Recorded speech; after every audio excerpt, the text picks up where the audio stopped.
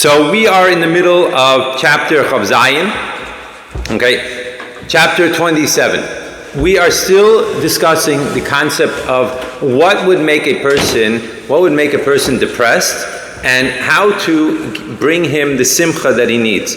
Again, all of these chapters from 26 on are dealing with how to change a person's perspective. That's what we're looking for. How to change my perspective on life. If I could change my perspective on life, it's going to rearrange the way I am looking at things, and therefore the things that I thought were making me upset, depressed, anxious are in fact a misrepresentation of what's really happening. Okay, so we dealt with all the physical things in chapter 26. We are now on the spiritual things in chapter 27. And where we left off last time was in the middle of page Lamed Daled, page 67, where we're saying that really, what is making this person upset now? What's making him upset is that here he is, he's been religious for a year, 2 years, 10 years, 25 years, 50 years, whatever it is, and he is still fighting the same battles. He's still fighting the same battles. In other words, he's still getting, his Yetzer Hara is coming up within him, and it's causing him to think this negative thought and that negative thought. He's causing him to want to do this thing that's inappropriate, that thing that's inappropriate. And he says to himself, you know what? I am not getting anywhere. I've been having the same trouble for 20 years, for 50 years, for 5 hours, whatever it is. In other words, a person gets very frustrated if after all this time, he does not see that he is, in fact, progressing. That is a human trait that we all need to see, that we are accomplishing, we are progressing, we are developing, we are becoming the person that we want to become. And when these negative thoughts are constantly going into my head, I recognize I'm not getting anywhere. This is a big problem for me. I literally am not getting anywhere, right? So he starts getting depressed. So what we said last time is actually he has to reevaluate what his expectations are. In other words, a tzaddik does not have the mitzvah of lo sasur acharei levavchem v'acharei einechem, not to go after your heart and after your eyes. A tzaddik is not worried about these things. A tzaddik, negative thoughts are not coming into his head. So that mitzvah is not for him. Who is that mitzvah for? Me. It's for me. I'm the one that is having all these negative thoughts and having all these negative feelings, and I'm having all these desires to do things that I really shouldn't be having desires to do. It's talking to me. So the first thing the Alter Rebbe says is, why am I upset? I should be happy. I'm able to accomplish a mitzvah. Every time Hashem throws me a curveball, or my Yetzer Hara more adequately, right, throws me a curveball, I'm able to hit it out of the park. So instead of being upset, why am I getting another curveball? Alter Rebbe, the opposite is true. I should be so excited because I'm hitting it out of the park. Every time I hold myself back from thinking these thoughts and hold myself back from following after just my heart and my desires of things that I want to be doing, at that moment, I am hitting the ball out of the park. I am accomplishing. But then he says, but wait a minute, why am I still getting the same negative thoughts? So he says, you're miscalculating yourself. You think that you're a tzaddik? You think that you're not going to have these thoughts? That's not the truth. That's not what it's about. That's not your avoda. Your avoda is to keep on hitting these curveballs. Your avoda is that Hashem is going to keep on sending you these thoughts, these negative feelings, these negative desires, and He's giving us the chance to change the world with them. And that's what he says here. Let's start reading inside Lamed Daled. He says like this. First word in the line is Yadayim. It's 1, 2, 3, 4, 5, 6, 7, 8, 9. 9 lines down. Every pushing away that he does, Shemadchu Machshavaso, that he pushes away this negative thought, is Skafia Sitra Acher Lisata. It turns back the Sitra Acher, turns back the negative side. Down here. And when Hashem sees that we are overcoming ourselves and overcoming all these negative interactions, and we are able to control ourselves, so then it causes also an arousal above. And then that's what it says when it says,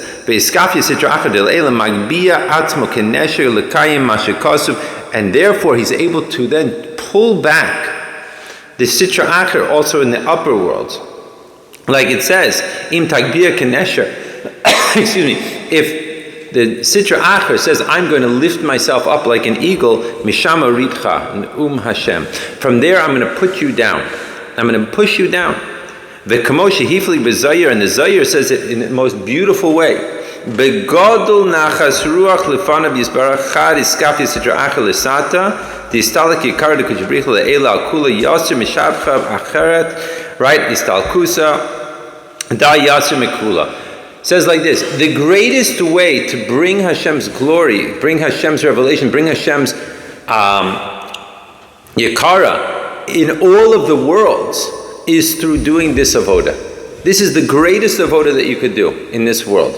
The greatest thing a human being can do in this world is to hold himself back from following after his negative inclination.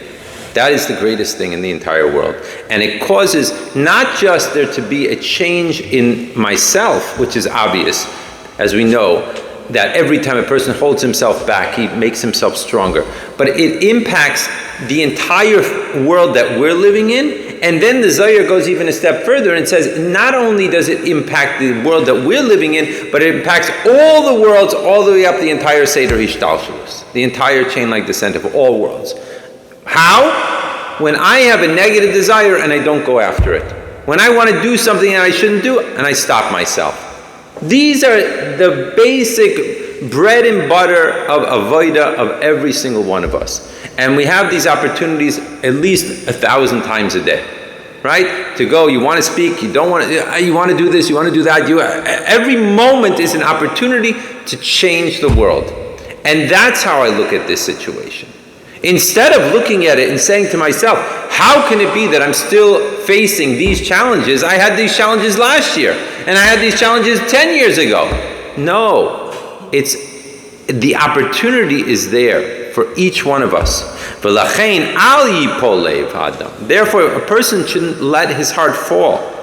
Right? He shouldn't get upset. This is an incredible point, what he just said in these words. He said, it could be, right, that your entire life is about this war. Take a look at a few more words. Because perhaps this is the whole reason why I was created. And this is my avoda, to bend my sitra acher, to bend the opposite side always. That is such a powerful line. Because instead of looking at it in terms of, oh, now what am I becoming? I'm becoming this person. I'm becoming that type of person that I don't have these thoughts. I don't have these desires. I don't have, excuse me, whatever it is. No. Instead, this is why I was created. I was created to constantly fight this battle. This is the battle I need to fight. You know, it's like, if you want to use a football analogy, a guy that's playing, you know, on the offensive line, you know, in every play he gets back in there and he's trying to push off the defensive line. Another play. It's not like all of a sudden he graduates and now he becomes the quarterback. That's not the way the game works. He doesn't graduate and become the quarterback or the wide receiver. Every single player on the team has their role. That's what they have to be doing. And each one has to do his role in the best possible way. And you could say, well, he doesn't even score any touchdowns, or he doesn't, run the ball, or he doesn't do anything. What is it? No, it's all because of him that the quarterback doesn't get sacked. It's all because of him that the quarterback has time to throw the ball to the end zone. It's all because of him that the running back is able to score a touchdown. It's all because of him. But all he's doing is pushing. That's all he's doing every single down. Isn't it boring? The same thing. Day in, day out. Play in, play out. It's the same thing. No, because every single play is essential. Every single time he's getting up there at the line of scrimmage and the quarterback is screaming hike or whatever he screams, right? At that moment when he pushes forward, the whole game is based on him. The whole game is based on him. He is the man. He's the guy. And it's going to be the same thing every single time. The same big guy in front of him that's pushing into him, and he has to push back. And he can say to himself, come on, when am I going to graduate from this? That's us.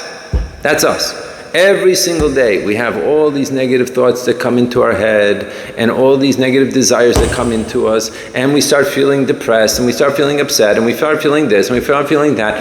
And every single one of these moments is an opportunity. And this is the opportunity that I was created for.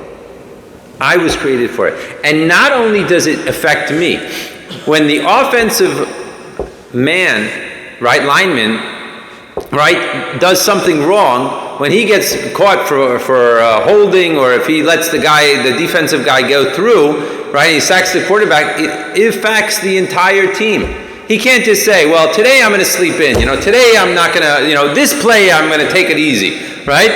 It's not just that he messed up on the play, that he affects himself.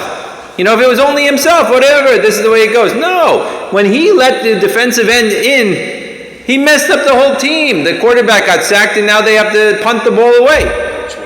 That's life. That's exactly what it is. That's exactly the point. So the point is that a person has to think to himself that when I am doing this, I'm not just doing it for me. When a negative thought is coming into my head and I'm pushing it out, I can't just say, well, I'm just going to go with this negative thought. I'm just going to go with this negative desire. No, I impact the entire team. And my team is not just me. It's not just the people in my, in my town or in my school or in my shul or wherever it is. It's the whole world. And not just this world. It's all the upper worlds also. It's the whole kit and caboodle. How's that? That's what's going on over here. And so when a person realizes that, not only doesn't he get a feeling of stagnation, that he's not really developing himself or he's not getting anywhere, he should get energized. It should give him a lot of strength to recognize that this is his opportunity. This is his opportunity to change the world, to make the world a better place, which is the whole reason why he was sent here in the first place. That's why my soul came into this world, in order to do this. And when a person realizes that, so then he could be really, really besimcha, right? Then he could be really happy because he knows that he is accomplishing. So it's not a matter of, did I get to become the quarterback? It's a matter of, on each play, did I accomplish right now? And you know what? Sometimes you're gonna, the Yetzer Hara is gonna get the best of you, and sometimes you're not gonna win. It happens.